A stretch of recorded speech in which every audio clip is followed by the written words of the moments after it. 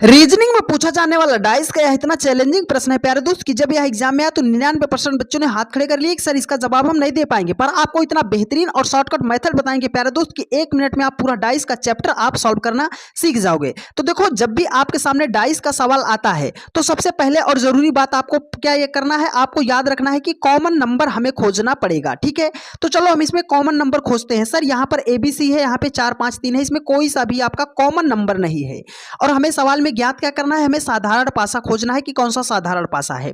तो याद रखिएगा, जब भी आपके सामने डाइस आता है तो डाइस को आपको पता करना है कि डाइस कौन सा है। डाइस दो प्रकार का होता है, एक आपका सिंपल डाइस होता है, दूसरा आपका स्टैंडर्ड डाइस होता है। साधारण पासा होता है, मानक पासा होता है। कैसे हम जानेंगे साधारण पासा मानक पासा? सर, अगर किसी पासे में पास की दो फलक को जोड़ने पर उसका योगफल 7 हो जाता है, तब वह हो जाएगा आपका साधारण पासा।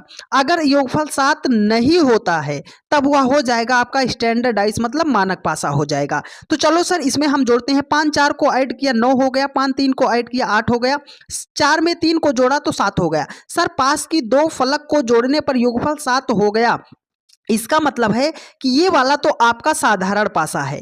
पर यहां पर सर तो ABCD दिया गया है, तो इसको हम क्या करेंगे, तो आपको स्टार बना के एक नोट पॉइंट करके लिखना है कि अगर आपको किसी भी पासे में ए से लेकर जेड तक कोई लेटर दिखाई देता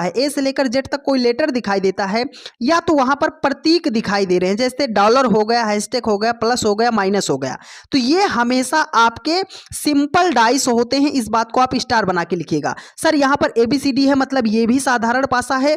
यहाँ पर दो फलक को जोड़ने पर 7 हो गए, ये भी साधारण पासा है। तो हमारा दोनों पासा साधारण है, पहला और दूसरा दोनों आपका साधारण पासा है। ऑप्शन सी आपका राइट आंसर।